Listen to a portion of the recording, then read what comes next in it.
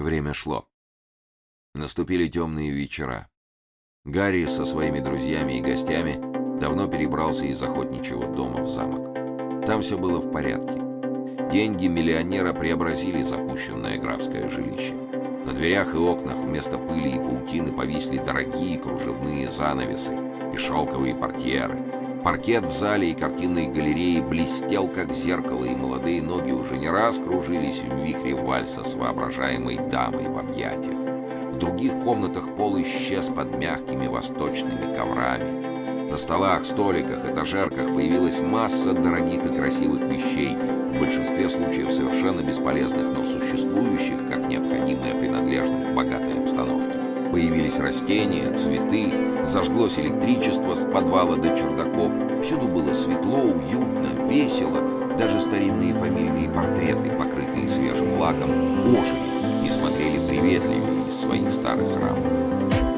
Красавица в платье с воротником Екатерины Медичи, казалось, была готова не отставать от молодежи в упражнении в танце. Она как живая улыбалась со стены. Прекрасный рояль, отличный бильярд, масса самых разнообразных игр и занятий наполняли дни. Книги и журналы со всего мира некогда было и просмотреть. Жизнь веселая и беззаботная била ключом. Каждый вечер замок горел огнями. Вина лились рекою. Разбежавшиеся было гости вновь начали съезжаться. Смерть Виконта Рено была забыта. Неприятное впечатление от чтения писем неизвестного Д отошло в область сказок, и никто о них не вспоминал. Все оживились. Даже капитан Райт, перебравшись в замок, перестал хмуриться и молчать. Напротив, он показал себя как интересного собеседника и отличного рассказчика. Его охотничьи и любовные приключения могли заинтересовать кого угодно. Хозяин был весел и обещал все новые и новые удовольствия. Всем очень понравилась мысль устроить бал-маскарад. Надо было только заручиться согласием соседей и представителей города. Это оказалось совсем нетрудно, тем более, что Гарри обещал после обеда сделать визиты и просить на настоящее новоселье. Балу-маскараду придавался вид шутки. Новая затея внесла и новое оживление в общество. Обсуждались проекты костюмов, выписали портных, материалы. Ежедневно почта и телеграф несли все новые и новые приказания. Балу предполагали придать индийский колорит. Конечно, Раджой индийским набобом должен был быть сам Гарри. Доктор хотел быть брамином, дважды рожденным, и как знак своего достоинства требовал толстый золотой шнур. Джемс соглашался изображать одного из сказочных героев Рамаяны. «А кем будет капитан Райт?» — спросил Жорж К. «Да ему больше всего подходит быть служителем богини Бавами», — сказал доктор. Большинство в первый раз слышало имя богини Бавами. Начались расспросы. Бавами или Кали считается супругой бога Шивы. Шива — это третье лицо индуистской троицы — Тримутри. Шива — бог-разрушитель, и на алтарях, посвященных его супруге, всегда должна быть свежая человеческая кровь. Поставкой жертв занимается секта тугов или душителей. Что, как богиня, на алтаре которой никогда не высыхает человеческая кровь? Да это сказки. Вы смеетесь над нами? Слышались голоса. Да, но эти сказки многим стоили головы, ответил серьезно доктор. Спросите Райта. Они с Джемми могут кое-что рассказать. Как, капитан Райт, у вас было приключение, которое чуть не стоило вам жизни, и вы молчите? Что же, я не прочь, отозвался Райт. Только одно условие. Не просите объяснения, что это было. Сон, гипноз, галлюцинация. Я сам не знаю. Что тут не знать? Это правда, вмешался Джемс. Райт начал. Рассказ капитана Райта. В начале 1800 года наш полк стоял недалеко от Дели. Как видите, дело происходит в Индии. Нам для постоя отвели заброшенный храм и сад какого-то местного бога. Сад был чудесный, полный тени и роскошных цветов. Тропические деревья, пальмы, музы, чинары — все это переплеталось вьющимися лианами и представляло густую чащу, где змеи и обезьяны спокойно от нас укрывались. Полковник жил в небольшом бунгало, а нам, офицерам, отвели для помещения самый храм. Что ж, это было недурно. Толстые каменные стены умеряли жар, а узкие окна давали достаточный приток свежего воздуха. Мягкие маты и кисейные полога обещали спокойные ночи. Изысканный стол с обилием дорогого вина дополнили наше благополучие. Но мы были недовольны. Скука, томящая скука пожирала нас. Полное отсутствие общества, книг, а главное женщин. Дели с его городскими удовольствиями, хотя и был близко, но ездить туда ввиду неспокойного времени было почти невозможно. Требовалось разрешение командира, и отпуск давался неохотно и на срок. Мы сильно скучали. Крупная картежная игра, излишества в вине, соединенные с непривычной жарой, расстраивали наши нервы и воображение. Рассказы достигли такой фантастичности, что оставалось только молчать и верить. В самый разгар скуки нас посетил один из старожилов Индии, бывший офицер, теперь богатый плантатор и зять одного из раджей. Он приехал по делу к командиру полка, но общество офицеров так его просило остаться на сутки и принять от них товарищеский ужин, что он, наконец, согласился. К вечеру главный зал храма был приспособлен для пиршества, если стол и не ломился под тяжестью хрусталя и серебра. Зато вся окружающая обстановка имела сказочно-поэтический характер. Стены помещения были разрисованы фантастическими чудовищами. Огромные слоны, пестрые тигры, зеленые змеи, и между ними прелестные женщины в самых сладострастных позах. А кругом всех фигур тропическая растительность, где первое место занимали цветы лотоса. Краски были яркие и свежие, так что при мерцающем неровном свете свечей весь сказочный мир жил и двигался. Впечатление жизни еще усиливалось тем, что изображения были нарисованы не на гладких стенах. Одни прятались в глубокие ниши, другие ярко выступали на огромных колоннах, поддерживающих потолок храма. У северной стены находился мраморный пьедестал. Тут когда-то стояла статуя Бога. Теперь пьедестал был пуст. Пиршество началось обильной выпивкой. Ужин подходит к концу. Гость наш, до сих пор занятый паштетами, маринадами и вином, в первый раз внимательно взглянул на стены. Он вдруг побледнел и замолчал. «А у вас, полковник, не пропадают люди?» — спросил он внезапно. Вопрос показался странным. «За все время мы потеряли 3 человек. 2 унесли тигры, а 1, как думают, утонул», — ответил полковник. «Но это еще милостиво», — как бы про себя сказал гость. Ужин, или вернее попойка, продолжался дальше. Скоро языки окончательно развязались. «Господа, знаете ли вы, где мы пируем?» — неожиданно сказал гость. «Это храм богини Бавами», — продолжал он, — «самой кровожадной богини Индии. Она самая прекрасная из женщин, но алтарь ее должен всегда дымиться свежей человеческой кровью, будь то кровь иноземца или своего фантастического поклонника. Не так давно здесь происходили чудовищные оргии. В то время, когда у ног богини, истекая кровью, лежала принесенная жертва, баядерки, служительницы храма, прикрытые только собственными волосами да цветами лотоса, образовывали живой венок вокруг пьедестала. Они тихо двигались, принимая различные позы. То свивали, то развивали живую гирлянду голых тел. Тихая страстная музыка неслась откуда-то из пространства. Она не заглушала стонов умирающего, а напротив аккомпанировала им. Одуряющий запах курения обволакивал все сизыми облаками. Наконец страдалец испускает последний вздох, музыка гремит торжественно и победно, танец байдерок переходит в беснование. Огни тухнут, все смешивается в хаосе. Все это приезжий говорил беззвучно, смотря в одну точку, точно в забытии. Он замолк. Наступила тишина. Точно кровавые тени жертв, здесь замученных, пронеслись над пирующими. Затем посыпались вопросы. «Откуда вы знаете, что этот храм был посвящен Бавами? Разве вы присутствовали на ее мистерии?» Ну и так далее. Гость выпил стакан сельтерской воды и как-то сразу отрезвел. Натянуто улыбаясь, он ответил всем в один раз. «Господа, не забывайте, что после вашего прекрасного вина остается только пропеть «Ври, ври, да знай меру». И в ответ раздался дружный хохот. Разговор перешел на культ Бавами. Нашелся еще старожил Индии, подтвердивший существование кровавого культа. «Я только слыхал, — сказал он, — что главное служение происходит в подземельях храма, а жертв доставляет секта тугов или душителей.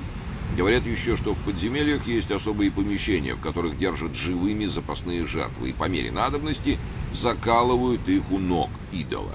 Да, в Индии все храмы имеют свои подземелья, известный только жрецам, и нет ничего удивительного, если там существуют и тюрьмы», — сказал кто-то из офицеров. «Что подземелье, что кровавая богиня. Вот бы сюда 10 другой молодых баядерок, да еще в костюмах из лотоса», — мечтал молодой прапорщик. «Ну, этого-то добра всегда довольно. Было бы золото», — возразил старожил. «Вот капитан Райт у нас самый богатый. За деньгами бы он не постоял», — кричал прапорщик. Я вынул полный кошелек золота и, помахивая им, смеясь, проговорил: «За пару бейдерок. Кто больше?» Вид золота напомнил о картах. Живо составились партии, и игра началась. Мы с Джемсом отказались и вышли под колоннаду храма в сад.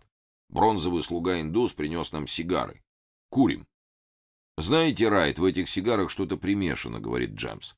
«Я и сам чувствую какой-то особенно приятный вкус. А главное, после каждой затяжки в голове шумит и куда-то тянет. Хочется. Отчего и сам не знаешь. Любви, страсти, приключений, кровь толчками приливает к сердцу. Мы сидим в глубоких креслах. В 2 шагах от нас начинается непролазная стена деревьев. В темноте блестят 2 глаза. Они смотрят на меня. Не тигр ли проносится в голове? Нет. Это человек, вернее скелет, обтянутый темно-бронзовой кожей, вся одежда которого состоит из лоскута бумажной материи вокруг бедра. Лицо окаменелое, только глаза блестят и живут. «Кошелек, баядерки, тайна», — шепчет он, наклоняясь близко ко мне. Но Джемс слышит, хватает меня за руку и говорит: «Идем, идем». Кошелек в ту же минуту в руках соблазнителя. Он прикладывает палец к губам и делает знак следовать за ним. Мы ныряем в узкий проход между стеной храма и кустарником. Затем входим в храм по боковому входу. Отсюда нам слышны голоса наших друзей, и при плохом освещении можно разобрать, что мы позади внутренней колоннады. Таинственный спутник нажимает невидимую пружину, и большой хобот слона тихо-тихо поднимается, а под ним узкая дверь и крутая лестница вниз.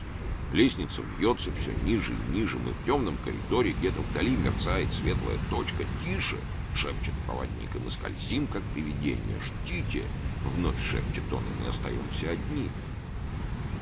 Воздух подземелья, пропитанный запахом пряности, еще больше кружит нам головы.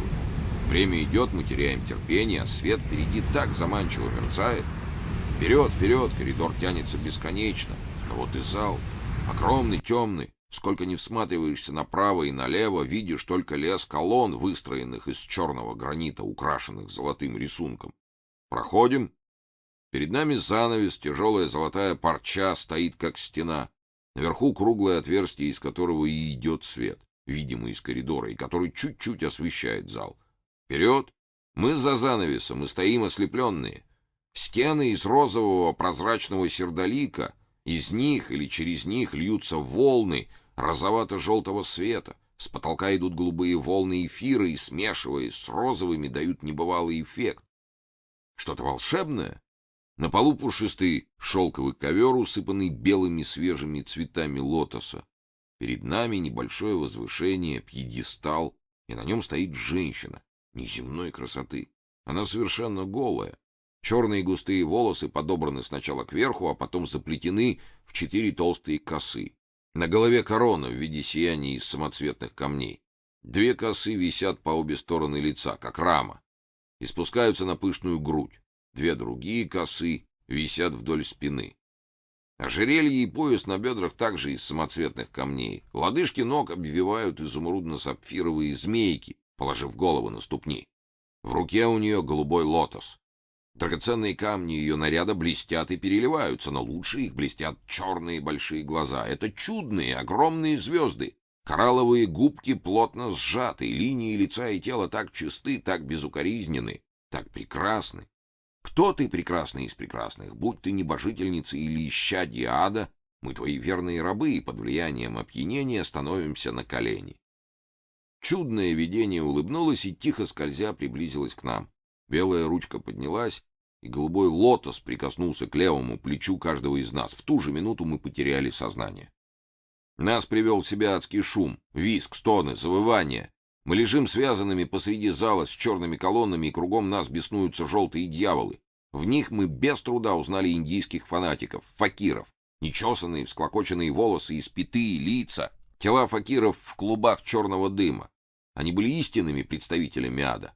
Богиня оскорблена! Жертву, жертву! Да льется кровь нечестивцев, можно было разобрать среди визга и стона.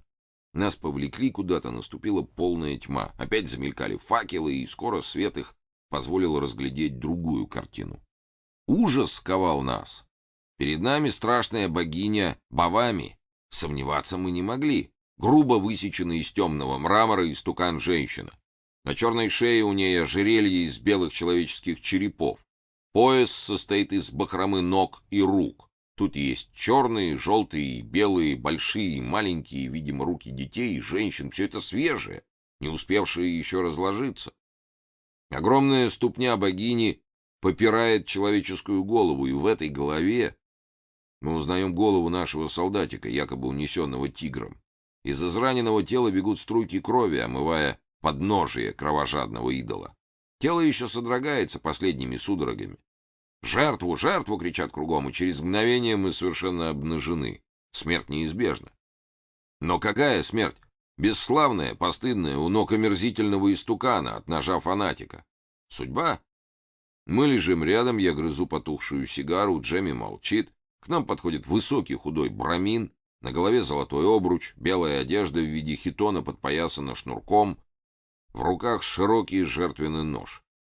Закрываю глаза. Вдруг наступает мертвая тишина. Жрец с высоко поднятой рукой, где зажат страшный нож, откинулся назад, на лице изумление и страх. Еще минуту, и нож со звоном катится по полу. Жрец, а за ним и все остальные, падают на колено с криком «Избранники! Избранники!». Нас осторожно поднимают, развязывают, завертывают в мягкие шелковые одежды и несут прочь. Вот мы на ложе из душистых лепестков роз. Вокруг носятся волны курений. Музыка сладостно звучит. Перед нами прежняя красавица, но при блеске огней это не живая женщина, а статуя. Кругом нее целый хоровод прекрасных молодых женщин. Это баядерки храма. Ноги и руки украшены браслетами, звон которых мелодично звучит в ушах. Одежда их только из одних тонких цветных покрывал еще больше усиливает впечатление наготы. Они пляшут, они подходят к нам и подают янтарные кубки с питьем. Как вкусно, как освежительно оно. Это напиток богов. Нас окружают, ласкают, увлекают в танцы. Нам вновь подают вино, дарят поцелуями. «Господин капитан! Господин капитан!» Открываю глаза, передо мной вестовой. «Господин капитан, приказ от командира!» И он подает мне пакет. Не могу опомниться. Сажусь. День. Моя спальня. Вот и гамак Джемса. Он спит спокойно. Открываю пакет, приказ о выступлении через несколько часов. Наконец соображаю. Сон. «Джемс! Джемс! Выступление! Вставайте, пора, бужу я товарища!» Джемс вскакивает и изумленно смотрит на меня. «Фу ты, черт! Ведь это сон!» — наконец произносит он. «Наверное, сигары вчера были с опиумом. Ну и сыграли они со мной шутку». Я начинаю расспрашивать. Джемс рассказывает мой сон. И когда в середине я его перебиваю и продолжаю рассказ, он стоит с открытым ртом от удивления и спрашивает, откуда я знаю его сон. Дело мало-помалу выясняется, мы видели один и тот же сон до мельчайших подробностей. Вопрос, возможно ли это? Наскоро отдав приказание готовиться к походу, мы бросились осматривать стену храма, ища боковой вход. Но стена совершенно гладкая. Не только хода, даже трещины нет. Осмотрели храм изнутри, за колоннами. «Ну а ваш кошелек?» — вспомнил Джемс. «Ищу в карманах. На столе. Всюду нет». Спросили денщика, и он подал пустой кошелек, поднятый в зале пиршества одним из слуг. Вскоре забил барабан, и пришлось оставить храм, сделавшийся для нас очень интересным. Капитан Райт замолчал. «И это все?» — спросил кто-то из гостей разочарованно. «Все или почти все», — ответил Райт. Только через месяц, купаясь в море, мы увидели с Джемсом друг у друга вот это. И он, сбросив тужурку, отворотил рукав рубашки. Все присутствующие увидели на белом плече татуированный рисунок лотоса. Рисунок безукоризненно изящен и прекрасного голубого цвета. «Вы нас мистифицируете, капитан?» — спросил старый гость. «Помните условия, не просить объяснений», — отрезал сухо Райт и этим прекратил всякие расспросы. Наступил день маскарада. С утра все, и гости, и слуги, в хлопотах и волнении. Хотя ночь предвидится светлая, так как наступило полнолуние, но все же в саду развешаны фонари и расставлены плошки. Залы и без того блестящие, нарядные, украшены зелеными гирляндами. Темная зелень дубов и елей еще ярче оттеняет белое электрическое освещение. Во многих комнатах под тенью тропических мус, пальм и магнолий устроены укромные поэтические уголки. Буфеты ломятся под тяжестью изысканных закусок и вин. Маленькие киоски в виде индийских пагод с шампанским, фруктами и прохладительными напитками разбросаны всюду. Над главным дамским буфетом красиво спускается флаг Америки. Голубое шелковое поле заткано настоящими золотыми звездами. Зимний сад по приказу Гарри только полуосвещен, и для прохлады в нем открыты окна. Смит и Миллер летают вверх и вниз, устраивая и отдавая последние приказания прислуге и музыкантам. Кухни полны поваров и их помощников.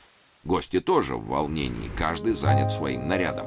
Выясняется, у одного все еще не доставлен костюм из города, у другого оказались узкими сапоги, доктор ворчит, что золотой шнурок дважды рожденного недостаточно толст, парикмахеры и портной завалены просьбами, их рвут на части. Гарри тоже озабочен. Он примеряет костюм на Боба. Райт сидит перед ним в кресле с сигарой, а Джемс с усердием хлопочет возле Гарри. «Отлично, отлично, ты настоящий раджа.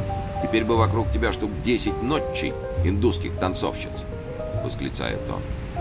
«А по-моему, не мешало бы побольше бриллиантов и вообще камней на тюрбан и на грудь», — говорит Райт. «Это правда», — соглашается Гарри. «Но где взять теперь?»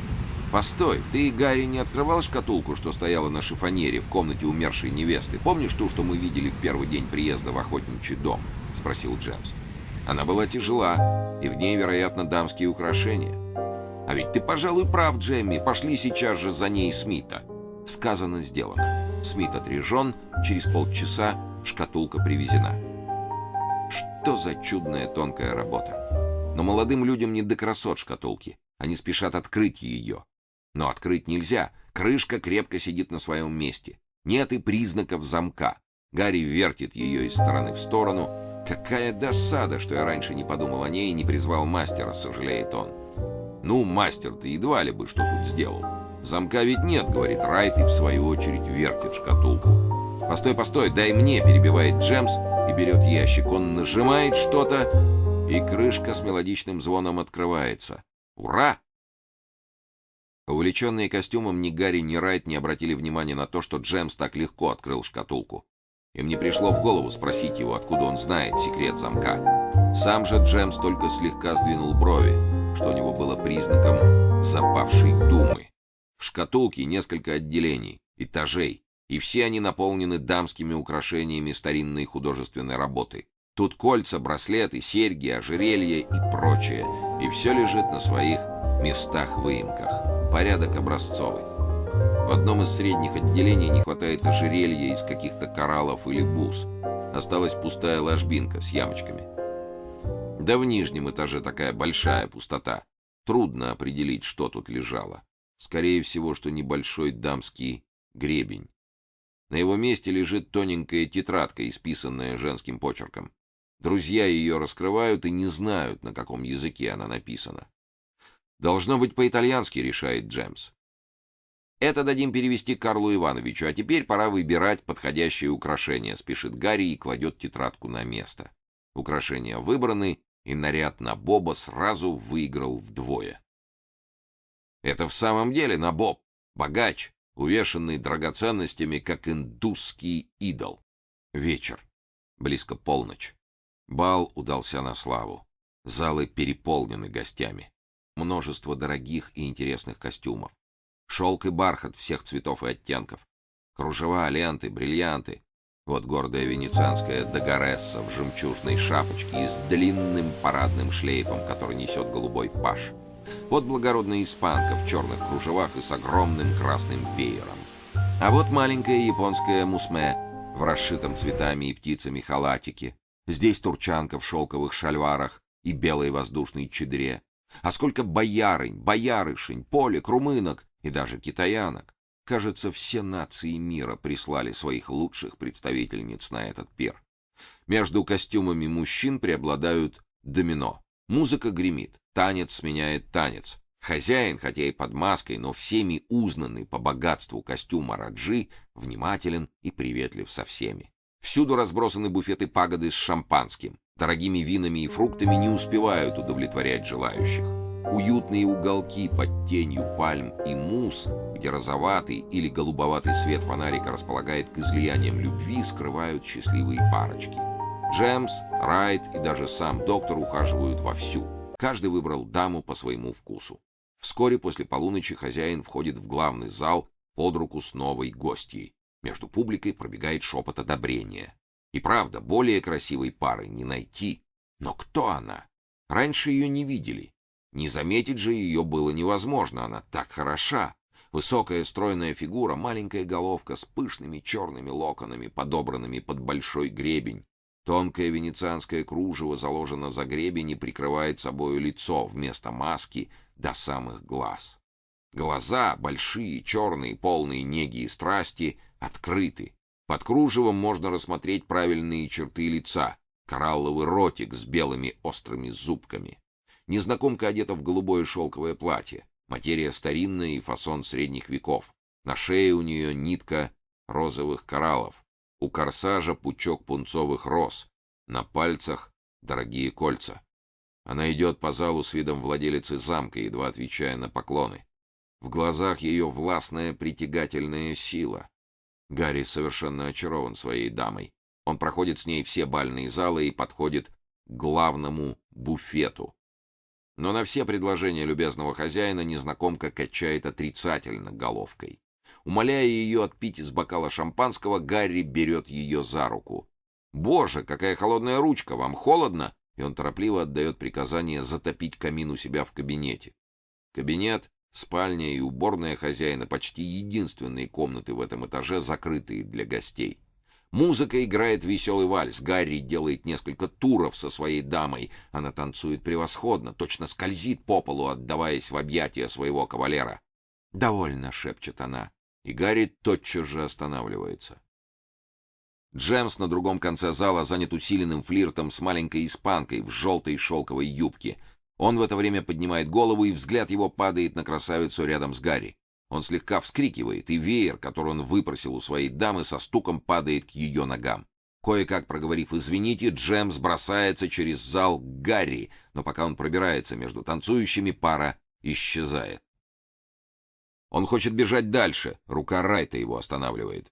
«Джемми, что с тобой? Ты бледен, как мертвец», — говорит капитан. «Но это она! Я узнал ее! Пусти меня!» — вырывается Джемс. «Нет, кто она? Говори!» — властно приказывает Райт. «Та, в голубом платье из охотничьего дома!» Райт вздрагивает и бледнеет в свою очередь. «Где она?» — тревожно спрашивает он. «С Гарри под руку, с Гарри! Надо предупредить, я чувствую сердцем, Гарри грозит опасность!» — взволнованно твердит Джемс, порываясь бежать.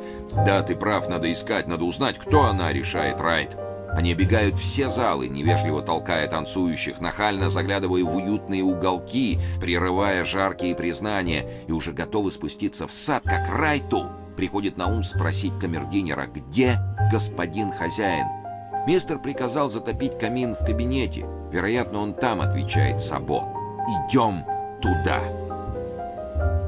Между тем Гарри, окончив вальс, повел свою даму к двери кабинета. «Я сейчас вас согрею», — шептал он. «Там топится камин, и никто туда не войдет». Его тешила мысль остаться наедине с красавицей и упросить ее снять кружево с лица. Лакей распахнул перед ними двери кабинета. «Сейчас я увижу ее рядом с собою», — подумал Гарри. Зеркало висит как раз против двери. Они входят. Что за странность? Гарри видит себя в зеркале. Но одного. Рядом нет ничего, видно только, как лакей закрывает дверь. Прежде чем ошеломленный Гарри мог что-либо сообразить, спутница увлекает его на низенький диван, кладет себе под руку мягкую подушку. Она это делает с таким видом, точно бывало не раз в этой комнате. Грациозным движением вытаскивает розовую сердоликовую булавку и откидывает кружево. Если через кружево она казалась красавицей, то теперь она была еще лучше. Гарри позабыл весь мир. Он соскальзывает с дивана на ковер к ногам красавицы и кладет голову на ручку дивана. Дама наклоняется низко-низко. Гарри чувствует одуряющий запах лаванды и неизъяснимую сладкую истому. Глаза сами собой закрываются. Он сознает, как сквозь сон, что холодные пальчики с острыми ногтями ищут, как расстегнуть ворот его костюма, Вдруг дверь с шумом открывается. Это Райт и Джемс, вопреки настоянию лакея, входят в кабинет. Женщина поднимает голову, и взгляд, полный злости и ненависти, на минуту останавливает молодых людей. Она встает, а Гарри безжизненно падает на ковер. Он в глубоком обмороке. Райт бросается к незнакомке, чтобы задержать ее, но уже поздно. Она у двери, портье раскрывает ее. Друзья, не завяз лук, освещают и обыскивают все. Спальню, уборную, никого. Все двери заперты и заложены изнутри. Гарри кладут на диван и приводят в чувство. Первое его слово о красавице. Райт старается уверить его, что он ошибся, что душный воздух зала был причиной его обморока. «Полноте, я отлично все помню, она была здесь. Вот и подушка, на которую она опиралась, вот и ямка от локтя». Затем он быстро нагибается, что-то поднимает и с торжеством, показывая сердоликовую булавку, восклицает: «А это что? Вы и теперь будете отрицать ее существование? И какая у вас цель?» И ревность, горячая ревность загорелась у него во взгляде. «Полно, Гарри, только не это!» — вскрикивает Райт. «Мне одно странно», — продолжает Гарри, — «когда мы вошли, я не видел ее в зеркале. Хотя она и была рядом со мной». При этих словах Джемс вздрагивает и испуганно смотрит на Райта. «Все это мы разберем после, а теперь нельзя оставлять гостей одних», — благоразумно замечает капитан. Гарри послушно поднимается, и все выходят из кабинета. Джемс берет капитана под руку и шепчет ему: «А мне эта история не нравится. Тут что-то неладно. И скажи, где я ее видел? А что видел, то это несомненно». «А заметил ты странность?» — продолжал Джемс. «В спальне Гарри на обеих стенках его кровати есть знак пентаграммы. Видел ты его?» «Пентаграммы?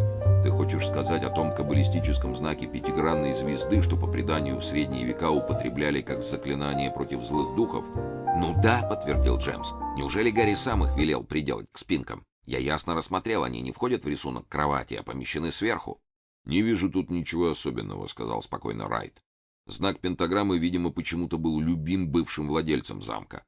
В вещах, перешедших к Гарри по наследству, он часто встречается, и я видел золотую цепь, на которой висит знак пентаграммы из чистого золота, усыпанный бриллиантами. Вещь в высшей степени художественная, и Гарри сказал, что она нравится ему больше всех остальных вещей, и что носить ее он будет охотно. «Райт, мне необходимо сегодня же говорить с тобою», — заявляет Джемс. «Хорошо, когда проводим гостей. Смотри, к тебе идет твоя испанка». «А ну ее к черту! Не до того теперь», — ворчит Джемс. Веселье, ничем не нарушаемое, царит в залах. Гости по-прежнему танцуют, пьют, любезничают. Только хозяин стал холоднее. Он не замечает ни страстных взглядов, ни вздохов, ни милых улыбок, которыми щедро дарят его красивые и некрасивые особы женского пола. Он молча бродит по комнатам. Красавица в голубом платье как внезапно появилась, так внезапно и исчезла, унеся с собою и веселье хозяина. Джемс тоже потерял охоту к флирту. Он хотя и ходит под руку со своей дамой и говорит любезности, но, видимо, думает о другом и сильно озабочен. Испанка, не зная, как вернуть к себе внимание своего кавалера, предлагает пройтись по саду. Они спускаются. Сад красиво освещен, но довольно свежо, и публики немного. Подходят к обрыву. Долина залита лунным светом, под ногами блестит озеро. «Как странно», — говорит испанка. «Погода ясная, а по скале тянется полоса тумана». И правда, с середины горы кверху поднимается столб белого светящегося тумана. Он ползет выше и выше, пропадает в соседних кустах. «Если б я не была с вами», — шепчет нежная испанка, прижимаясь к Джемсу, — «я бы боялась этого тумана. В нем точно кто-то есть». Как будто в подтверждении ее слов из кустов выходит женщина в белом платье и легкой походкой направляется в замок. Джемс и слегка упирающаяся испанка следуют за ней. «Кажется, я не видел еще этой маски», — думает Джемс. «И она хороша, не хуже той». В зале белую фигуру тотчас же окружает рой кавалеров и увлекает в танцы. Белое легкое платье, как облачко, носится по залу, золотистые локоны рассыпались по плечам, и их едва сдерживает венок из мертвых роз. Лицо плотно укрыто газом, только большие голубые глаза ясно и ласково осматривают всех. Маска имеет большой успех, но больше всех за ней ухаживает молодой корнет Визе, одетый словаком. Он как тень следует за ней повсюду, да и она сама, видимо, выказывает ему предпочтение. Так что понемногу кавалеры отстают, и Словака с белой дамой предоставляют друг другу. Начинается разъезд. Гарри стоит наверху лестницы, откланиваясь и благодаря. Он уже без маски. Залы мало-помалу пустеют, огни гаснут. По комнатам быстро проходит молодой человек в костюме пажа и спрашивает лакеев, не видели ли его товарища, корнета Визе в костюме Словака. Белая, широкая, с открытым воротом рубашка. Одни не видели, другие заметили, как он проходил с дамой в белом платье, с цветами в волосах, но где сейчас не знают. Паж еще раз пробегает темные уже залы. Визе нет. Амурничает в зимнем саду, проносится в голове товарища, и он спешит туда. В саду все погашено, и он освещен только светом луны через огромные зеркальные стекла. При изменчивом и неверном свете предметы принимают какие-то неясные и сказочные очертания.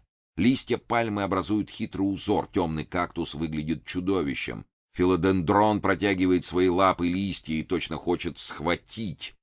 Вот там, в углу, под тенью большой музы, точно раскинулось белое легкое платье, а здесь от окна по песку тянется белая полоса, точно вода. «Визе, тут ли ты?» — окликает Паж. Тихо. «Фу, как тут сыро», — думает Паж. И в самом деле из темного угла к дальнему открытому окну плывет полоса тумана. Она колеблется, и от ветра и лунного света странно меняет очертания. В ней чудятся то золотые локоны, то голубые глаза. Туман уплывает в окно. «Визе!» — еще раз окликает Паж. Из-под листьев большой музы раздается стон. И то, что Паж принял за белое дамское платье, оказывается белым костюмом Словака. Визе лежит на полу и болезненно стонет. «Что с тобой?» Ответа нет. Испуганный Паж бросается в комнаты за помощью и возвращается в сопровождении доктора, Райта и слуг. Приносят свечи. Визе поднимают и сажают на садовую скамейку. Он бледен и слаб. На участливые расспросы товарища вначале он молчал, а потом рассказал какую-то сказку. Он много танцевал, много пил, затем устал и пошел отдохнуть в зимний сад вместе с дамой в белом платье. Тут он объяснился ей в любви, и она дала согласие на поцелуй. Газовый шарф был снят, но когда он наклонился к ее лицу, она так пристально смотрела ему в глаза, что он растерялся и не мог двинуться с места. Дама закинула назад его голову и укусила его в горло. Но ему не было больно, а напротив, такого наслаждения он никогда не испытывал. С помощью товарища Визе поднялся и, раскланившись, уехал в город. «Натянулся паренек-то изрядно», — пошутил доктор. Когда отъехал последний экипаж, то на востоке уже показались первые лучи солнца. Все были так утомлены, что через час замок спал так же крепко и повсюду, как и в спящей красавице. Джемс, желавший немедленно говорить с Райтом, похрапывал так же исправно, как и сам Райт. На другой день вечером все общество собралось в столовой. Гарри был угрюм, несмотря на целую кучу писем и визитных карточек, выражавших благодарность и восхищение за вчерашний роскошный праздник. Несколько более знакомых лиц явилось лично благодарить его. «А слышали новость?» — спросил вновь вошедший аптекарь, не успев даже и поздороваться. «Умер скоропостижно корнет Визе. Я был у него». «Как? Что? Расскажите!» — послышались вопросы. Довольно общим вниманием аптекарь начал. «Вчера на балу с Визе был обморок». «Обморок? А я и не знал», — сказал Гарри. «Да, его товарищ корнет Давинсон нашел его без чувств в зимнем саду», — продолжал аптекарь. «Визе был выпивший и бормотал какую-то чушь, но потом он оправился, и они прямо с бала поехали в лагерь в офицерскую столовую. Там обильно позавтракали, Визе был здоров, хотя и очень бледен. Собирались к часу ехать в город с визитами, но вдруг в 12 часов Визе объявил, что он так устал и так хочет спать, что не в силах держаться на ногах. И правда, он очень ослабел, так что только с помощью Давинсона добрался до своей палатки и упал на постель. Больше не суждено ему было с нее встать. Перед вечером денщик нашел его мертвым. Лицо спокойное, даже радостное, а в кулаке зажата поблекшая мертвая роза ненюфар. «Надо думать, дорогое воспоминание прошедшего бала», — ораторствовал с азартом аптекарь. Все жалели покойного, корнет Визе был еще так молод. Многие, в том числе и Гарри, спрашивали, когда похороны, и тут же условились поехать отдать последний долг усопшему. Только Джемс и Райт угрюмо молчали. Закурив сигары, они откланялись обществу и вышли в сад на обрыв. «Ну что?» — первым прервал молчание Джемс. Райт молчал. «Не прав ли я? Дело неладно. Я едва ли ошибусь, если скажу, что участь Визе грозила вчера и Гарри». Райт все молчал. «Что ты молчишь, как истукан?» — вспылил Джемс. «Что ты пристал ко мне? Разве я что понимаю в этой чертовщине?» — огрызнулся Райт. «Не сердись, голубчик, подумай, что нам делать», — просил взволнованно Джемс. «Если бы это были Команчи или Туги, дело другое, а тут я ничего не понимаю», — хмурясь ответил Райт. «Но я ее видел. Но где, когда?» «А видел, не унимался Джемс. «Ты говоришь, она? А кто она? Дама в голубом платье. А что мы можем о ней сказать? Видение в охотничьем доме и вчерашняя маска. Да может быть, это совпадение. А если предположить, что мы видели ее призрак прежде, чем увидели ее самое? Разве ты не знаешь? Есть много, друг Горацио, такого, чего не снилось нашим мудрецам», — задумчиво говорил Райт. «Но где тут опасность?» — как бы про себя продолжал он. «Где опасность? Вот в том-то и вопрос. А что опасность есть, то я это чувствую», — горячо убеждал Джемс. «Да еще бы тебе не чувствовать опасности или преступления. На то ты и Шерлок Холмс», — засмеялся Райт. «Ладно, посмотрим, кто будет смеяться последним», — сердито проворчал Джемс и, круто повернувшись, ушел в дом. Райт еще долго сидел на краю обрыва, куря сигару за сигарой, машинально следя за колечками дыма, и тяжелое предчувствие томило его сердце. После бала прошла неделя. Веселая жизнь в замке плохо налаживалась. Гарри с утра до вечера делал обещанные визиты, что очень утомляло и раздражало его. Райт молчал, как истукан, а Джемс, всегда веселый и живой Джемс, просто переродился. Целые дни он сидел у себя в комнате, обложенный книгами и словарями, причем он тщательно скрывал свою работу. Только один Карл Иванович имел доступ в его комнату. Да и вообще за последнее время Джемс очень сдружился со стариком и много ему помогал в разборке архива и библиотеки. Таким образом, на доктора и Смита упала вся забота о веселье замковых гостей. Они усердно устраивали облавы на коз и зайцев, ездили с гостями на вечерние перелеты уток, травили лисиц, и все по обыкновению кончалось обильными ужинами и вином. Но все это было не то, не прежнее. Рассеянность и какая-то нервность хозяина давали себя чувствовать. Доктор часто ворчал под нос. «И что это с Гарри? Влюбился, что ли, он на балу? Да в кого? Говорят, была какая-то красавица в голубом платье». «Не она ли?» — соображал толстяк. Был у доктора и пациент, молодой подденщик, но он не доставил доктору много хлопот. Захворал ночью, а к закату солнца и умер. На вопрос Гарри о причине смерти доктор ответил: «А черт его знает, точно угас». В деревне также было 2 случая смерти, и также почти внезапной. Но так как умирали люди бедные, то никто на это и не обратил внимания. В обоих случаях Джемс и Карл Иванович лично вызвались отнести помощь, пожертвованную Гарри. Угнетенное состояние духа хозяина замка заразило, наконец, и гостей. От охоты и поездок понемногу начали отказываться или уклоняться. Доктор выходил из себя, не зная, как развлечь общество. Он предлагал и то, и другое, устраивал кавалькады, карты, игру на бильярде. Он зорко следил за малейшими желаниями и нуждами гостей. «Что с вами?» — обратился он однажды к молоденькому мальчику Жоржу К. «Вам что-то нужно? Не стесняйтесь». «Я бы хотел другую спальню», — стыдливо сказал мальчик. «Почему?» — осведомился доктор. «Видите ли, моя очень холодна», — сказал краснея Жорж. «Холодна летом?» — удивился доктор, но, видя, что Жорж покраснел еще более, проговорил: «Хорошо». Вечером он увел Жоржа к себе в комнату и начал расспрашивать. «Вы не стыдитесь, мой милый? Доктору, что духовнику, можно все сказать». «Ах, доктор, как я вам благодарен, но мне, право, неловко», — бормотал мальчик. «Смелее, смелее! Я курю и на вас не смотрю», — шутил доктор. «Еще там, в деревне, в гостинице, она приходила ко мне», — начал Жорж. «Кто она?» «Она. Красавица с черными локонами и большим гребнем». «Ну дальше?» — поощрял доктор. «В охотничьем доме она была опять у меня и оставила голубой бант. Вот этот». И Жорж вынул из кармана голубой шелковый бант. Доктор взял его и, рассмотрев, весело захохотал. «Жорж, милый, да ведь это тот самый бант, который наш повеса Джемми преподнес вам в день осмотра замка. Припомните?» «Но я же бросил его», — пробормотал мальчик. «Что из этого? Кто-нибудь из слуг видел шутку Джемми и отнес бант в вашу комнату. У нас очень строго следят за чужими вещами», — проговорил доктор. «Мистер Гарри в этих случаях неумолим». «Не знаю, может быть, вы и правы, доктор, но...» И Жорж замолчал. «Ну а еще вы видели ее?» «Да, видел». «Как? Где? Когда?» — торопил доктор. «Вчера в моей спальне. Она еще похорошела и говорит, что любит меня». и даст мне счастье», — совсем застыдившись, проговорил Жорж. Доктор молчал. Она даже обняла меня и хотела поцеловать, но потом раздумала и спросила, зачем я ношу вот это. И при этих словах Жорж показал черные мелкие четки с крестиком. «Это благословение бабушки. Она привезла их из Рима», — пояснил он. «А еще она пообещала подарить мне розу». «А потом что было?» — спросил заинтересованный доктор. «А потом я уснул», — сказал конфузливо Жорж. «Мы так много играли в этот день в лаун-теннис, и я был очень уставшим», — прибавил он. «Знаете, Жорж, ложитесь сегодня у меня в кабинете на кушетку, на которой сидите. Спальня у меня рядом, и дверей нет, а только одна портьера, так что мы, не стесняясь один другого, будем спать как бы в одной комнате». Жорж, видимо, с радостью согласился.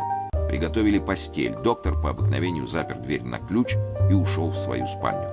Он, благодаря кочевой, полной приключений жизни, привык спать чутко. И вот, среди ночи, ему послышались шаги и поддергивание двери, ключ от которой лежал на его письменном столе.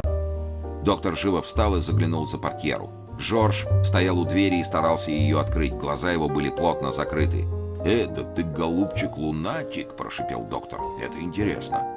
Жорж, между тем, вернулся к кушетке и лег на нее. Доктор подошел к окну, отдернул занавесы и открыл одну половинку. Лунный свет наполнил комнату. «Понаблюдаем», — решил доктор и уселся в кресло в своей комнате так, чтобы видеть кушетку и окно. Жорж спал спокойно. Незаметно для себя уснул и доктор. Рассвет застал доктора в кресле. Протерев глаза, он вспомнил приключения ночи и первым делом подошел к кушетке. Жорж спал тихо и спокойно. На груди у него лежала свежая пунцовая роза. Доктор взял ее, повертел и поставил в вазочку на свой письменный стол. «Досадно, что я не видел, как он ухитрился вылезти в окно и спуститься в сад. А что он лунатик и ходит ночью, доказательство налицо», — бормотал доктор. Доктор оделся и тогда уже начал будить Жоржа. «А, это вы, доктор, как я рад!» Потом, поискав вокруг себя, Жорж спросил: «А где же роза?» «Какая роза?» — притворился доктор непонимающим. «Она была, дала мне розу, вот такую же, как стоит на вашем столе, и велела снять вот их», — он указал на четки. «Полноте, Жорж, ни розы, ни красавицы не было. Отдам я вам сегодня снотворного». «Не говорит же ему, что он лунатик», — подумал доктор. «А теперь нас с вами ждут к кофе. Торопитесь». Эпилог. Из семейной хроники графов Дракула Карди по желанию Е.Л.Х. Палуба большого американского парохода. Чудный закат солнца. Огненный шар вот-вот погрузится в волны. Море охвачено светом, точно пожаром. Волны плещут о борт парохода и навевают на душу безотчетную грусть. В привилегированном месте палубы сидит общество мужчин. Это Гарри, теперь граф Дракула Карди, и его спутники, все старые неизменные друзья. Капитан Райт, доктор Вейс, Джемс и старый библиотекарь Карл Иванович. В памятную ночь бегства из старого замка в Карпатских горах Карл Иванович бежал со всеми. Как-то не возник даже вопрос, что он может остаться, что ему лично опасность не грозит. Позднее, когда уставшие, грязные, оборванные после тяжелого и опасного спуска с горы они явились в город, то Гарри не захотел расстаться со стариком. Тем более, когда выяснилось, что Карл Иванович одинок на свете, ничего не имеет и существует тем, что занимается библиотекарством, где и когда случится. «Нет, мистер Гарри, я не могу, я слишком стар, я буду вам в тягость», — твердил старик. Гарри со всегдашним своим тактом уверил Карла Ивановича, что он будет не только полезен, но даже прямо необходим ему, самому Гарри, что ему нужен личный секретарь, а в Америке огромная библиотека в полном беспорядке. Карл Иванович со слезами на глазах согласился, и у Гарри с этого дня стало одним верным человеком больше. Вот уже 3 дня, как пароход отошел из Гамбурга. Спешные сборы, ликвидация дел, расчеты поглотили последние дни перед отъездом. Теперь все хлопоты и заботы отошли в область прошедшего, и друзья вздохнули, наконец, свободно. «Слава богу, кончено. Теперь долго не заманите меня в Европу», — говорит Гарри. «По мне уж лучше иметь дело с команчами или хищными зверями, чем с прекрасными женщинами, которые спускаются по лучу месяца и кусаются, как гадюки. Достаточно с меня всякой чертовщины. Кстати, Гарри, мы до сих пор ничего не знаем, о чем сообщил тебе граф Карло», — сказал доктор. «Да-да, за тобой рассказ», — подхватил Джемс. «Извольте, если это вас еще интересует», — согласился Гарри. Закурили новые сигары, уселись поудобнее и приготовились слушать. «И время-то самое подходящее. Закат солнца», — сказал Джемс. «Вы, конечно, поймете», — так начал Гарри, — «мое удивление, когда монах, которого я принял за бедного просителя, оказался графом Карло, а следовательно и настоящим владельцем моего замка. С первых же слов он уверил меня, что никаких прав на замок более не имеет и не желает иметь, что он давным-давно отказался от всякой собственности и посвятил свою жизнь посту и молитве, что страшный грех тяготил его душу, и он надеялся вдали от света замолить и забыть его. Он дал обет больше не покидать своей кельи. Вдруг до него дошли слухи о здешних событиях, о моем приезде в замок и о появлении в окрестности загадочной смертности. Известие это поразило его как громом, ведь он-то знал, что это за болезнь, откуда она, это и был его грех. Но его слабости, когда-то близкие ему женщины, мать и невеста, не были уничтожены, сделавшись вампирами. И вот теперь они губили окрестное население, выпивая его кровь. Он знал также, что с годами их вампирическая сила увеличилась, и бороться с ними людям, непосвященным, очень трудно. Сердце и разум сказали ему, что он обязан нарушить свою клятву не посещать мир и идти вновь в замок в Карпатских горах, несмотря на весь ужас и тяжесть его положения. Он должен, хоть и поздно, но исполнить свой долг. Он спросил совета у своего духовника, очень ученого и старого прелата, который давно знал всю печальную историю Карла.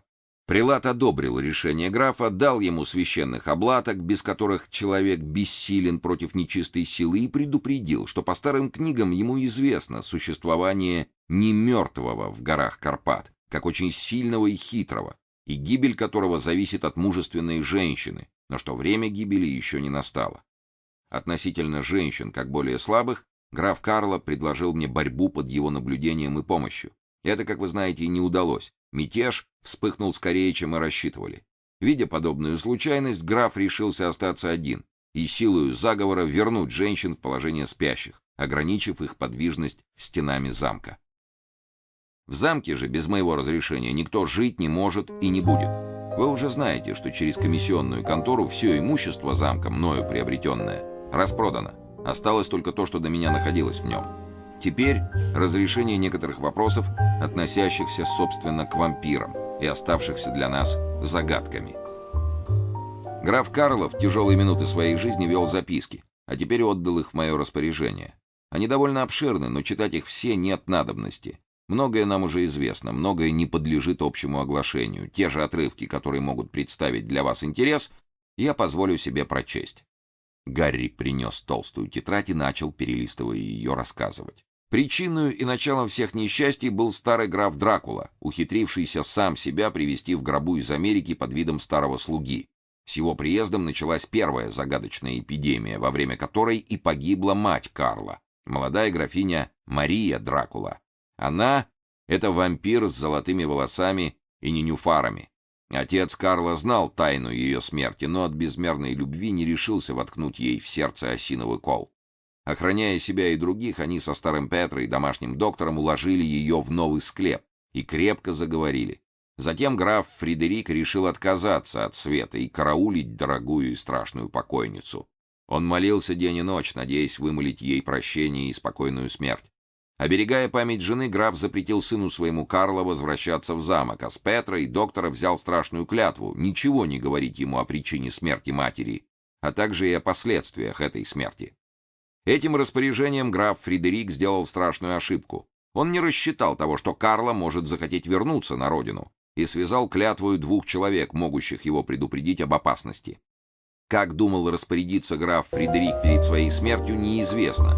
Он умер, не успев написать завещание. Старый Петро похоронил графа в заранее приготовленном гробу рядом с графиней и проделал опять все, что требовалось для заклятия. Затем он по обеду пошел в Рим к папе за святыми обладками и по дороге зашел в Венецию отдать отчет новому владельцу замка.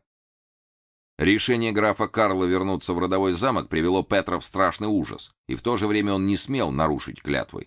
Упросив Карла ждать полгода, он бросился в Рим, ища там спасения и разрешения клятвенных уз. Старый доктор, желая спасти сына своего друга, нарушил клятву, но это стоило ему временного помешательства, а главное, Карло ему не поверил.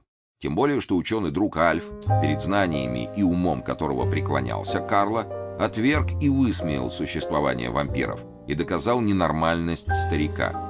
К несчастью, граф не дождался возвращения старого Петра и переехал в замок, привезя туда и невесту Риту. Вначале все шло хорошо. Новый склеп не был открыт, а старый Дракула спокойно лежал в своем каменном гробу. Потом все пошло прахом, начал читать Гарри. Рита начала хворать, хандрить. Она бледнела, худела не по дням, а по часам, и в то же время была ко мне нежна и как-то застенчиво ласкова. Она не отказывала мне в поцелуях, но как-то оглядывалась, оберегалась, точно боялась строгого взгляда старой тетушки. Меня это очень забавляло.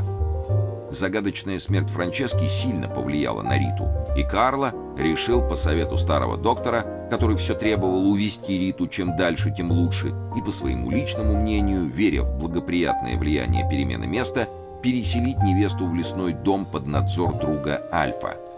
Он так и сделал, но и там больная продолжала хворать, и, наконец, впала в летаргический сон, принятый за смерть. «Мы одели дорогую покойницу», — вновь читал Гарри, — «в голубое шелковое платье. Я воткнул ей в волосы знаменитую гребенку императрицы, ведь она так любила ее. О гробе хлопотали Альф и Лючия, а я просил только одно — ничего не жалеть. Я хотел, чтобы моей милой было хорошо лежать между лент и кружев. Капеллу обтянули черным сукном, и я велел срезать все розы до единой, пусть умирают со своей госпожой.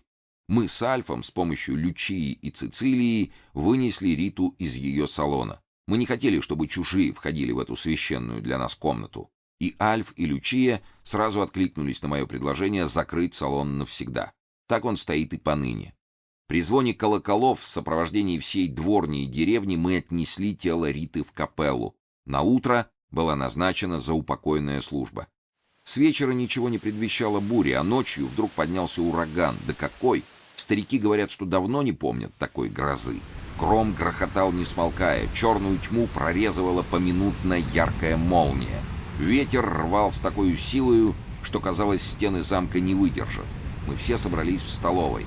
Нервное напряжение от пережитого горя еще усилилось от воя бури и грохота грома. Все молчали. Мне казалось, что мир разрушается, что никто и ничто не хочет существовать после смерти той, кто была лучшим украшением жизни. И вот, через шумы грозы мы слышим дикие голоса людей, в них нечеловеческий ужас, какой-то вой. Двери с силою открываются, и в комнату врываются человек 5-6 прислуги. Все они бледны, волосы в беспорядке, и с криками «Она встала! Она идет!» кидаются кто ко мне, точно ища защиты, кто в противоположную дверь. И прежде, чем из отрывочных слов и восклицаний испуганных людей мы поняли, в чем дело, в дверях к нашему ужасу показалась Рита. Сама Рита.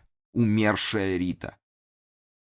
В первую минуту я ничего не думал, не понимал, смотрел кругом, видел Риту в голубом нарядном платье с розами у груди, видел старика-доктора с выпученными глазами и трясущейся нижней челюстью, видел бледного Альфа.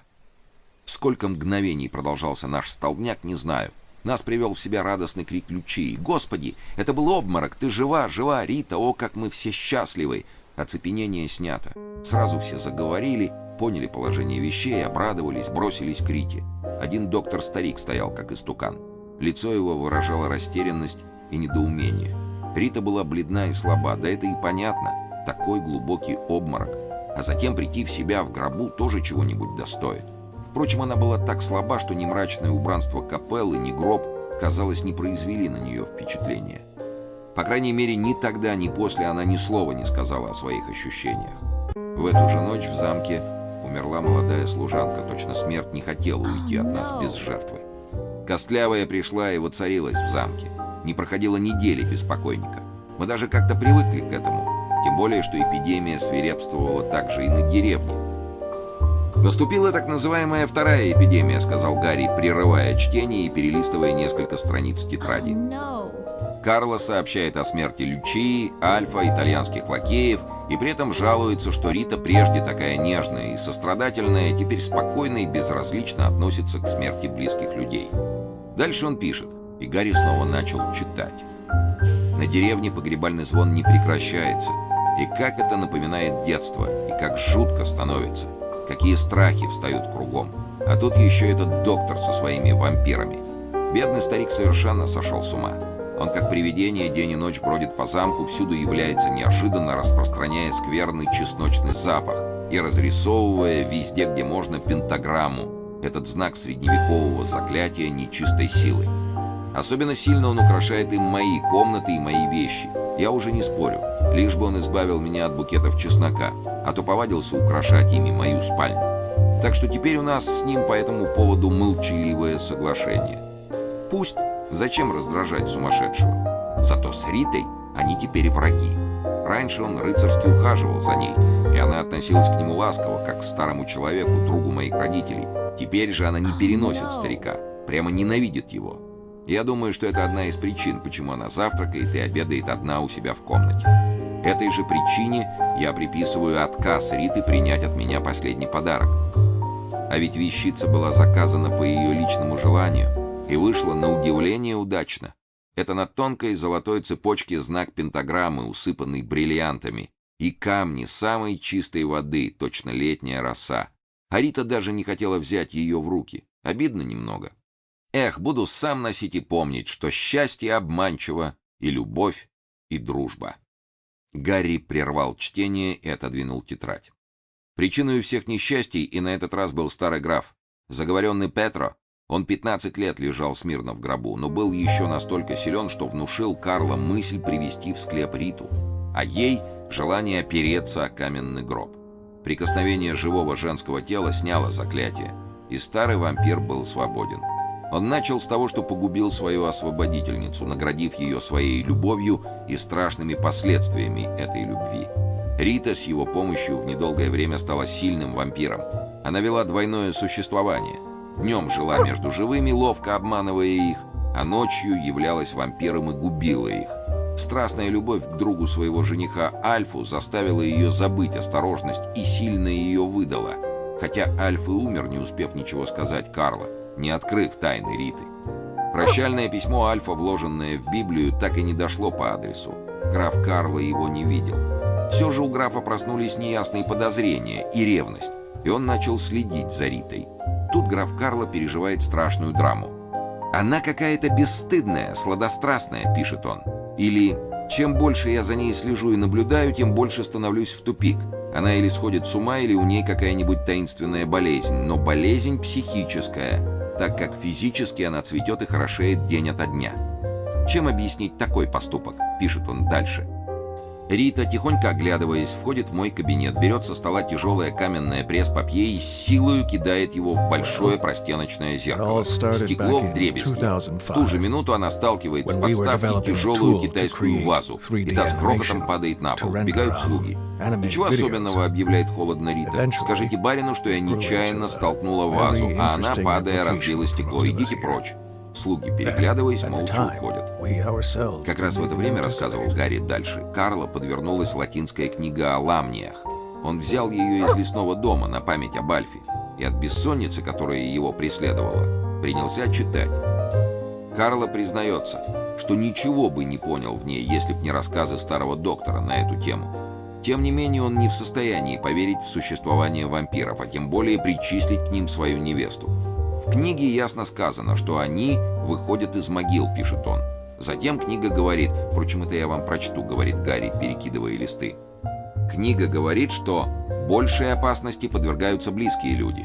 Вот если бы была правда, то я первый должен был бы умереть. А я жив и здоров, и никто ко мне по ночам не ходит. Вот только я спать не могу. Что это, крик или мне показалось? Вероятно. Фу, какая-то огромная черная кошка подкралась к моей двери. Я даже испугался. А увидев меня, она тоже испугалась, шмыгнула по темному коридору и пропала. Откуда она? Кажется, в замке нет такой. Должно быть, забрела из соседнего леса. Надо будет... 19. Ну и ночка. Сейчас светит ясное солнышко, а я все еще не могу сбросить ночной кошмар. А, быть может, и действительность. А, впрочем, я потерял мерила. 19-го позже. Вчера ко мне ночью в комнату заглянула черная кошка и исчезла. Не успел я снова взяться за перо, как ворвался сумасшедший. На нем был халат, на голове чеснок, а в руках знаменитый кол, с которым он не расстается. Оказывается, что кол у него осиновый, и чтобы добыть его, он ходил куда-то далеко. так как у нас в окрестности осины нет. Старик вбежал и принялся что-то искать в 2 моих комнатах. Он заглядывал под кровать, в шкаф, под стулья, за портьеры и даже смотрел в печки. Нету, ушел. «Да кто ушел? Кого вы ищете?» — спрашиваю я. «Да его!» «Эхе-хе, понимаю, сюда-то не сунется», — весело засмеялся сумасшедший, показывая на знак пентаграммы, вырезанный им на пороге моей комнаты. «Знаешь», — продолжал он, — «я двери-то чесночком замазал и завесил. Так он в окно, да черной кошкой, сюда, вверх. А я за ним. Да видишь, ноги старые, не поспел. Ушел он». Старик тяжело вздохнул и присел на стул. Из отрывочных фраз и бормотания я, наконец, понял, что он завесил чесноком двери капеллы, а сам сторожил его с колом. Этот-то он, старика, выходит никто иной, как Рита, она же вампир. Будь передо мной не старик, я бы вздул его, несмотря на все его сумасшествие. Я думал тогда, что всякий вздор, даже сумасшествие, должен иметь меру. Пока я соображал, как образумить старика, он вдруг опомнился, вскочил, схватил меня за руку и зашептал: «Идем, идем, он, наверное, у итальянца, у художника, засосет он беднягу». Постараться вырваться нечего было и думать, и я покорно пошел, вернее, побежал за сумасшедшим. Он быстро взобрался по лестнице на 3-й этаж, где живет итальянский художник, и затем мы, словно воры, тихо стали красться по коридору. Подошли к комнате итальянца. Старик осторожно приотворил дверь. Комната была залита лунным светом, окно открыто, и занавес на нем отодвинут. Каково же было мое удивление, а потом бешенство, когда я увидел, что Рита, моя невеста, полулежит на груди итальянца. Должно быть, я крикнул, потому что Рита подняла голову и обернулась, и, о ужас, ужас, при ярком свете месяца глаза ее светились сладострастием и злобой, а по губам текла свежая алая кровь.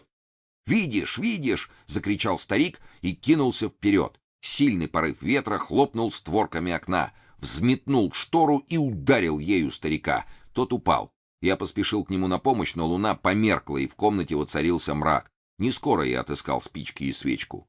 При слабом освещении я оглянул комнату. Никого нет. Сумасшедший, охая, поднимался с полу, итальянец мирно спал. Я готов был все признать за галлюцинацию, как старик подошел к кровати и, поднимая за плечи художника, спокойно объявил: «Вот я и прав, она засосала его». В самом деле художник был мертв. Лицо бледное, руки болтаются, как плети. На ночной рубашке свежая кровь. Боже всесильный, что же это? Голова моя не выдержит, лопнет. Ведь выходит, что Рита не мертвый, что она сосет кровь живых людей. Как я могу это понять и связать? Рита? Кровь? Нет и нет. Это я под влиянием старика схожу с ума. Это он мне навязывает свою болезненную идею. И в то же время я осознаю, что я здоров. Вполне здоров. А впрочем, все сумасшедшие считают себя здоровыми. Что же дальше? Тут для графа Карла начинается страшный период сомнений, еще более ужасный, чем муки ревности, и он признается, что был на волосок от помешательства. На счастье, вернулся из Рима старый Петро. Он сильно похудел и еще больше постарел, но зато был торжественно спокоен и самоуверен.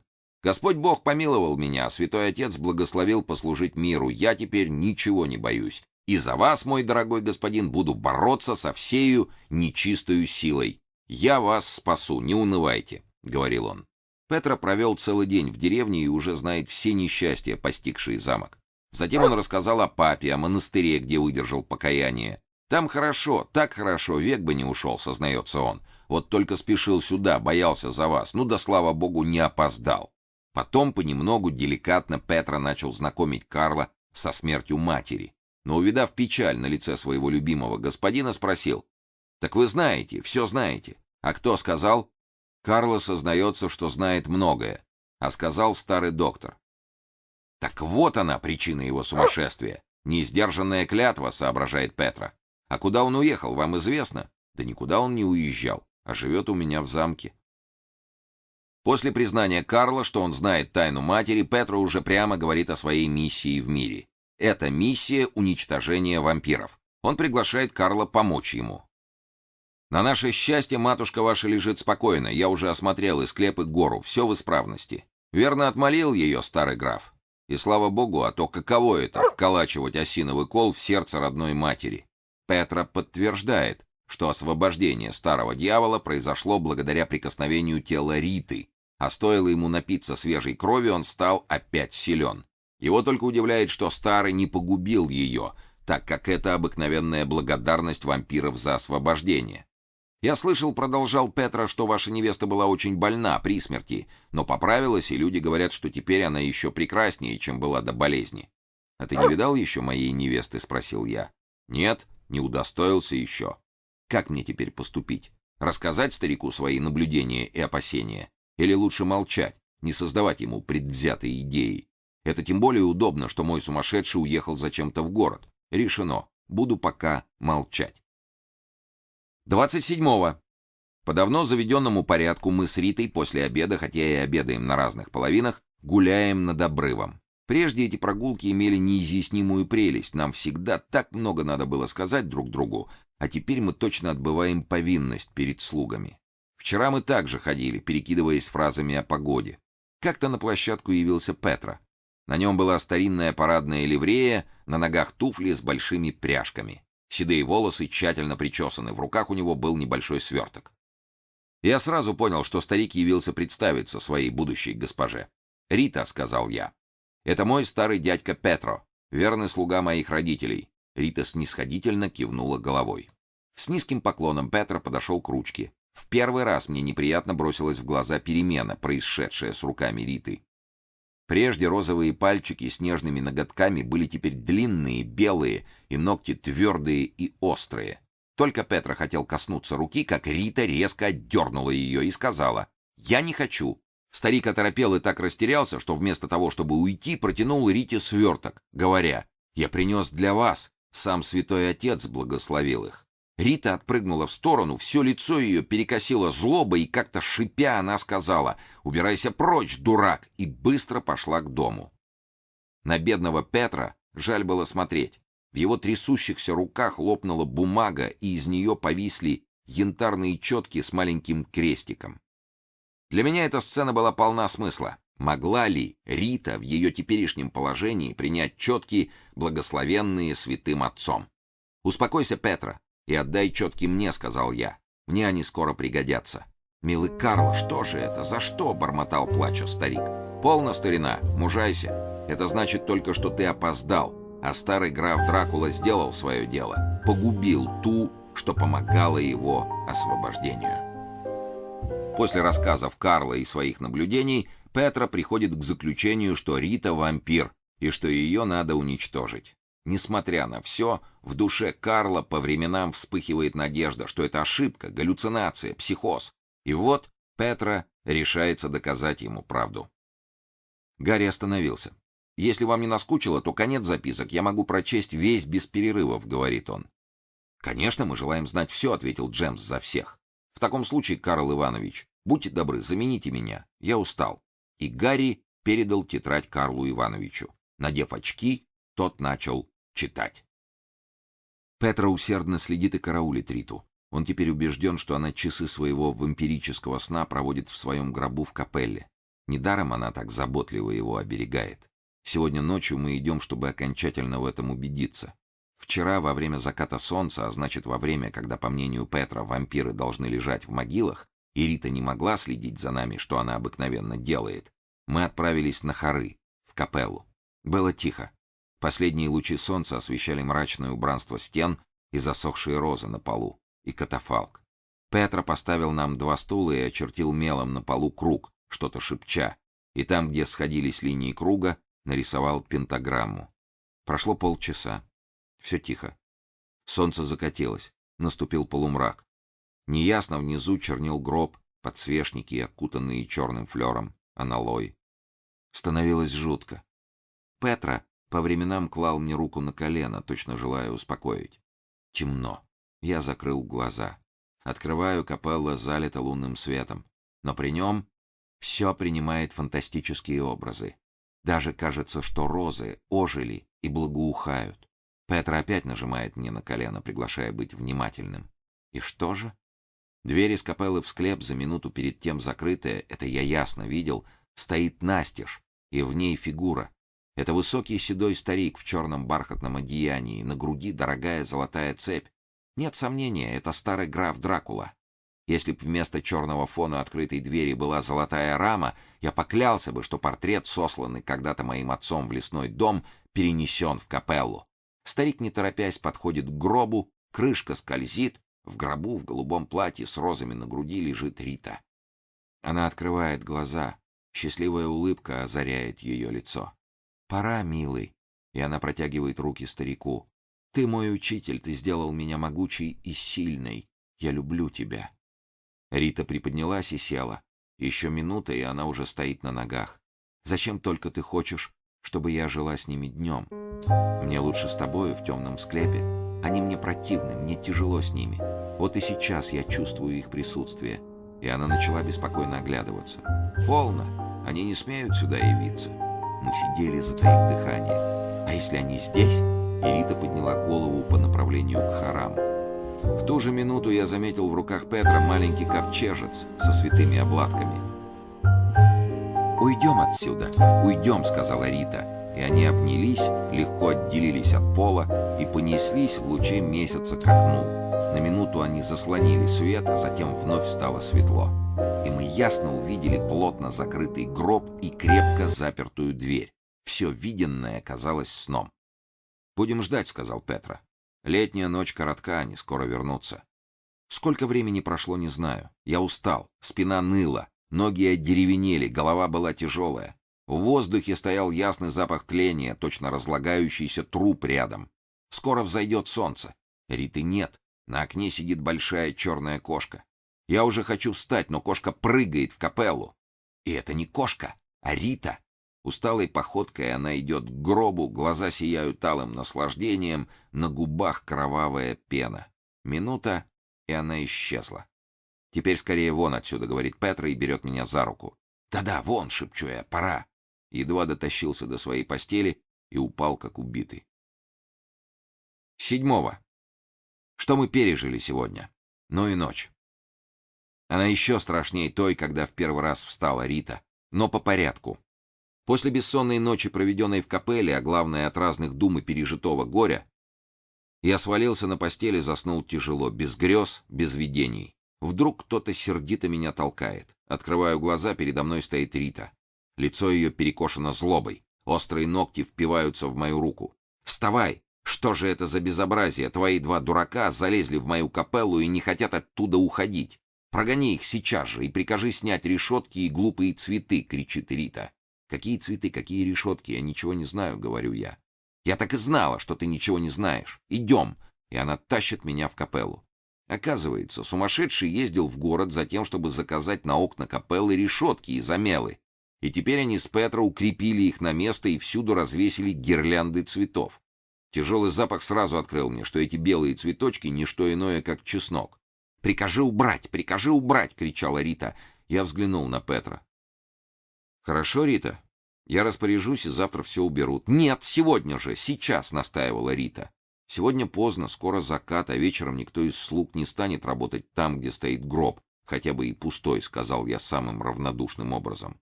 «Вот тебе ключ от выходной двери капеллы. Завтра, когда ты пожелаешь, тогда и очистят здесь. Я прикажу». Рита взяла ключ и еще колебалась. Петро в это время проговорил, ни к кому не обращаясь: «Надо прочесть Аве Мария, солнце закатывается». «Уходите прочь, я замкну дверь», — сказала Рита.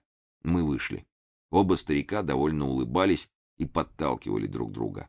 «Ну, Карло, теперь за дело. Пока ты спал, мы с Петро все приготовили», — сказал сумасшедший. И он сказал это так спокойно и решительно. Голос был такой ясный. Я невольно взглянул на него. Глаза светлые, разумные. «Да, милый Карло, я поправился. Я теперь знаю, что я не один и что Петро поможет мне. Да и ты сам видишь теперь, что я говорил правду. И только от горя и бессилия у меня кружилась голова, и я, правда, временами сходил с ума. Сегодня же, как увидел Петра, мне сразу стало легче, а когда он мне все рассказал, то с меня точно гора свалилась. Вот помогу вам, кончим здесь все, и я пойду в тот монастырь, где был Петра. Хорошо там, он говорит». «Дело, дело, говори, пора уже», — перебил его Петра. «Да, мы решили на всякий случай заделать окна решетками из омелы. Через нее нечистая сила не проходит, а двери, кроме наружной, замкнули и залили свинцом, смешанным со святой обладкой. Так что ходу им, кроме двери, нет. 2 осиновых кола и большой молоток мы приготовили, так что через четверть часа и пойдем. Я буду держать кол, Петра — ковчежец, и ты, Карло, должен вбить кол. Не бойся, я направлю его прямо в сердце. Я ведь все же доктор. Покончим с женщиной, спустимся в склеп, хорошо?» Я согласился. Мы прошли в замок. Он был пуст. Слуги, видимо, нарочно были отпущены. Старики принялись молиться. А я сел на окно и смотрел на закат солнца. И вот картина за картиной стали вставать в моем воображении. Закат солнца, темный канал, а на нем гондолы и черные красивые глаза. Вот церковь. Орган тихо играет, и тут близко от меня черные милые глазки, но они не смотрят. Вот снова черные глазки, но как они светятся! Сколько ласки, любви! Я чувствую нежные руки, запах роз. Скоро-скоро она будет совсем моей, моей обожаемой женой. «Идем», — говорит кто-то. Меня берут за руку, ведут. Кто, куда, зачем? Мрачные стены обтянуты черным сукном, украшены белыми пахучими цветами. Серебряный гроб покрыт богато расшитой пеленой и засыпан розами. Солнце закатилось, и последние отблески наполняют воздух бегающими зайчиками. Жарко и душно. Вот две черные фигуры подходят к гробу. Молча свертывают покров, снимают крышку. В гробу на белой шелковой подушке, вся в кружевах и лентах, лежит дорогая мне головка. Черные волосы, как короной, украшены жемчужным гребнем. Между розовых губ блестят белые зубки. Встречи на канале, в церкви снова проносятся в моей голове. Виски стучат. Вот одна из черных фигур подает мне что-то длинное и упирает это что-то в грудь моей невесты. Затем мне дают тяжелый молоток, и я слышу: «Ударь! Сильнее ударь!» Я повинуюсь, я поднимаю руку, и вдруг два милых черных глаза тихо открываются, смотрят на меня не мигая, губки шепчут: «Карло! Бей, бей!» — кричит голос мне в ухо. Я опять повинуюсь, поднимаю молоток. Черные глаза печально мерцают, губы скорбно сжаты, маленькая ручка беспомощно поднята. Минута! Молоток с грохотом падает на пол, и я сам валюсь на ступени катафалка, слышу отчаянный крик, злобный хохот и теряю сознание. Очнулся я поздней ночью у себя в комнате. Открываю глаза и вижу, Петра и доктор стоят возле моей кровати. Петра усердно меняет на моей голове компрессы, а доктор говорит: «Ничего, отойдет. Это она его заколдовала. Ну да мы в обиду не дадим». Вдруг страшный порыв ветра пронесся над замком. Захлопали двери, застучали ставни, слышно было, как забегали и засуетились слуги. Новый порыв ветра. «Сорвало крышу! Сломало старый дуб!» — кричали голоса. Я вскочил на ноги. Ну это они. Ведь на небе не было ни одного облачка давеча. «Откуда ж такая непогодь?» — сказал Петра. «Да, не иначе, как они. Теперь их время», — подтвердил доктор. Затем они сообщили мне, что когда вынесли меня в обмороке из капеллы, они тотчас же закрыли дверь и залили свинцом со святой обладкой, как сделали это и раньше с остальными дверями. И вот теперь нечисть, не находя выхода, вызвала бурю. Вдруг раздался такой удар грома, что, казалось, сама скала, на которой стоит замок, лопнет сверху донизу. Оба старика бросились на улицу, к дверям капеллы. Двери дрожали, точно кто могучей рукой потрясал их.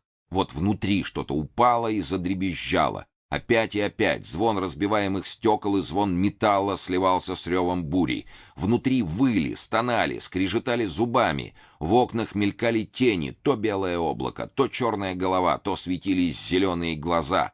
Буря ревела неистово. Каждую минуту казалось, что двери сорвутся с петель. Я ждал, что старая стена капеллы не выдержит и рухнет, похоронив нас под своими обломками. Петра с всклокоченными седыми волосами, в развивающейся полумонашеской одежде, крепко стоял против двери, высоко над головой подняв заветный ковчежец. Лицо его светилось глубокой верой и решимостью. Доктор лежал на земле, распластавшись крестом. Он точно хотел своим телом загородить путь. Новый, еще более страшный удар грома. Я упал на пороге капеллы. Старики страшно, нескладно запели молитвы. Слуги с криками ужаса бросились в ворота замка. От страха они бежали в деревню. Внезапно все стихло. И вот в тишине, еще более жуткой, чем сама буря, раздался тихий нежный голос, звавший меня. Он прерывался стонами и слезами. В нем было столько любви и нежности. Я невольно приподнялся, но в ту же минуту почувствовал, что что-то тяжелое придавило меня к земле.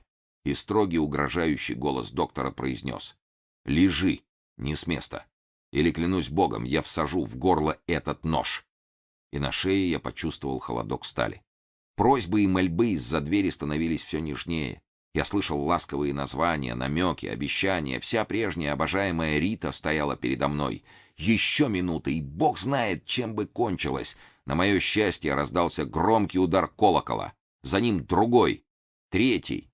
Звонили в деревне, звуки лились к небу, прося и требуя. В них смешивались и молитвенный благовест, и тревожный набат. Оказалось, слуги бросились в деревню и рассказали о наших ужасах. Священник, уже давно подозревавший, что в замке не все благополучно, бросился в церковь и приказал звонить. Он начал со сбора крестного хода в замок. Только что тронулись хоругви, как яркий луч солнца прорезал облака. Моментально в капелле все смолкло. Звон колоколов победно усилился. «Спасены! Спасены!» — шептали старики. И мы все трое опустились на колени. В первый раз в жизни я молился от всей души и с полной верой. Мне немного остается прибавить к этим запискам. Успокоившись, мы решили не рисковать и капеллу не открывать. Чтобы обессилить нечисть, мы придумали их разъединить, то есть не допускать старого Дракулу в капеллу. Старики осознали свою ошибку. Они не заговорили внутренней двери между капеллой и склепом, и этим дали возможность действовать сообща. Мы вырыли в склепе глубокую могилу и спустили туда каменный гроб с надписью «Привезен из Америки». Петро с доктором его заговорили, как заговорили когда-то мою мать. «Вот, Джемс, и причина, почему ты не нашел в склепе гроб графа Дракулы», — прервал Гарри чтение Карла Ивановича. «Но продолжайте. Да тут осталось всего несколько строк». Мы все трое уходим в монастырь, где будем молиться о дорогих нам когда-то людях. Да пошлет им Господь по своей великой милости вечный могильный покой. Быть может, Петро вернется, чтобы наблюдать за спокойствием погребенных, а само время уничтожит их страшную силу. Все молчат, переживая в душе драму графа Карла. Вот в том-то и была их ошибка, прерывает, наконец, Гарри общее молчание. «Да, кстати», — говорит он, — «я забыл вам показать». Он вынимает из кармана что-то длинное белое. Это что-то оказалось женским ожерельем. Оно было из жемчуга. Застежкой служила змеиная голова с зелеными глазами. Все прекрасной работы. «Откуда это у тебя? Ведь это ожерелье Марии Дракулы, привезенное из Америки», — спрашивает Джемс. «В ту ночь, когда мы пробивали стену в старый колодец, оно попалось мне в мусоре. Я сунул в карман, да и забыл», — ответил Гарри. «И вот только сегодня оно опять попало мне под руку». Все любуются и восхищаются красотой жемчуга и изяществом застежки. А все же было бы лучше, если бы оно осталось на дне старого колодца, прошептал со вздохом Джемс.